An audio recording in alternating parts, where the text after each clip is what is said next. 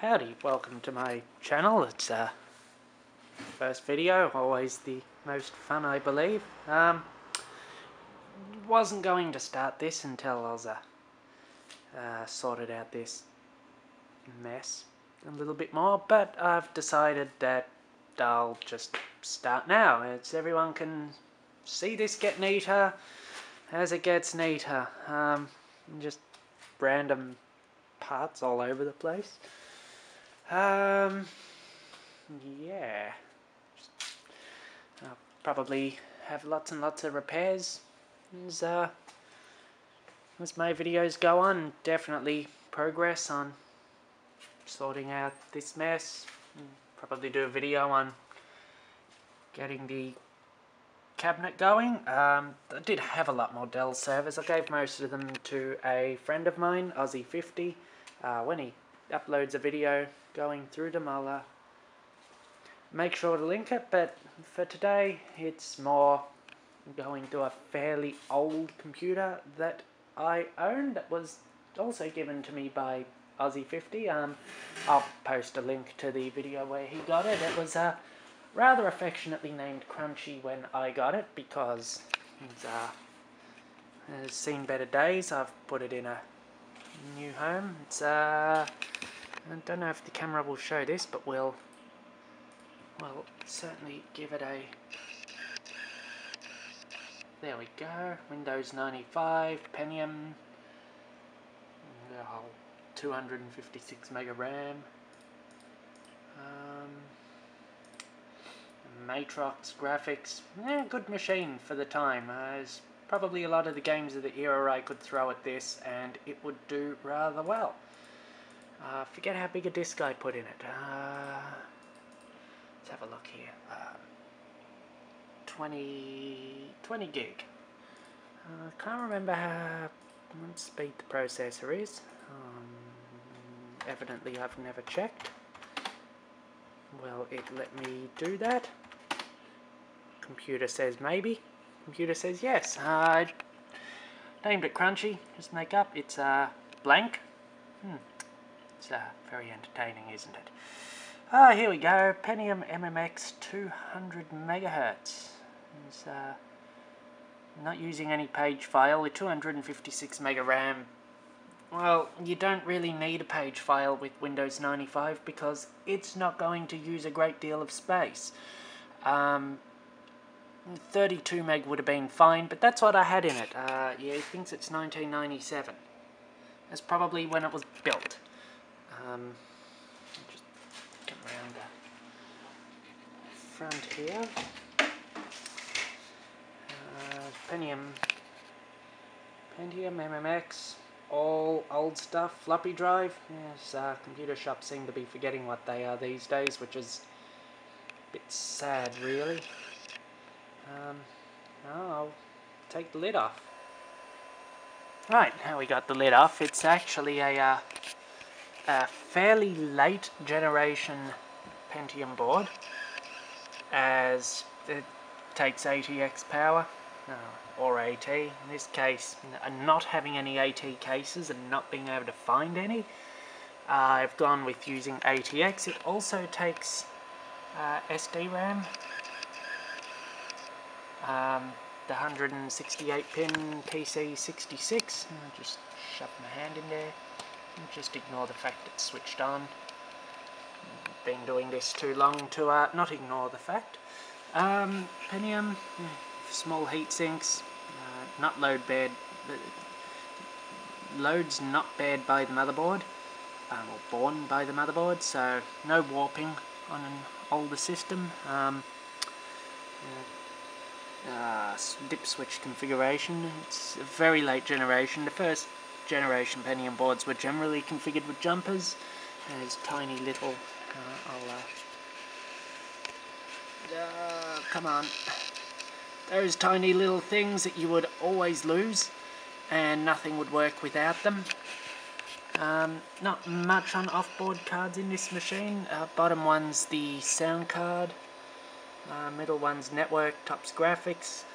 Pentiums were the first generation of system where things like the disk controllers, serial ports, Oh, what else? But that's about it. That's the first generation they were on board. This has USB.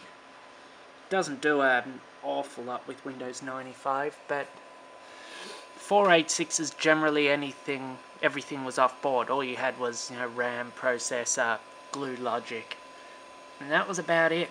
As they went on, I'm going to see if we can find a Pentium 2 board in a minute where more went on board. Audio started to go on board, which is sad really. Off-board sound cards, well, the better off-board sound cards always were far more worth it. Even these days, you generally get better audio out of an off-board, say an Audigy or an X5. There's piston and bearing shells that came from a 3SGE. I gave Aussie 50. They're not supposed to look like that. It's if you want to have a better look, it's one of his videos, 3SGE Autopsy Part 3. So, let's see if we can find well, that's a very early Pentium 2 board. That one's extremely early. Won't find many of them. Definitely not these days, but so everything. They didn't so much have more on board. This had an option here. You also see all the solder pads. This had an option for onboard sound, and it wasn't used.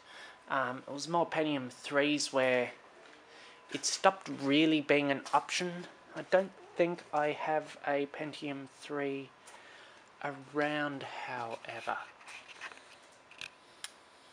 Well, I had one. Just not quite sure what I did with it. I'll cover onboard hardware from the Pentium upwards in a separate video. Yeah, so evidently my poking of my fingers inside the computer has killed it. It's a pretty cool trick. Just reset it, I suppose. Whoops. I'll remember that that's possibly not a brilliant idea. Skip the memory test. 256 mega RAM on a computer that counts kilobytes takes a while.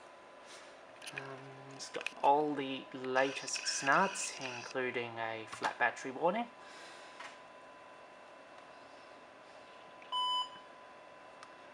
And it's not happy. Yeah, so it's got Norton Utilities, so instead of ScanDisk, it will run Norton Disk Doctor. Never left home without Norton Utilities. We'll fix the broken things. Yes, just yes, yes, yes. Okay, this could take a while. I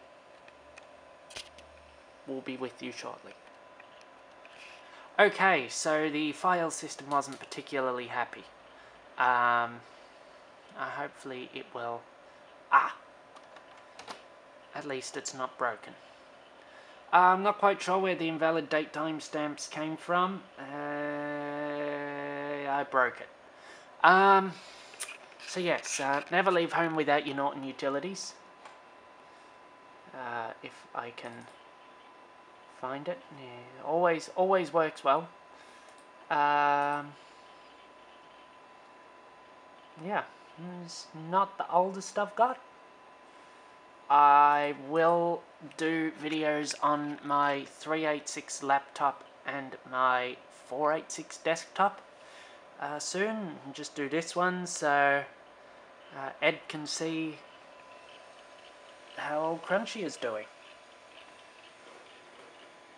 Say hi, Crunchy. There's one of those AT motherboards that would also fit an ATX case. So yes, I will do the new videos soon. Anyway, thanks for watching.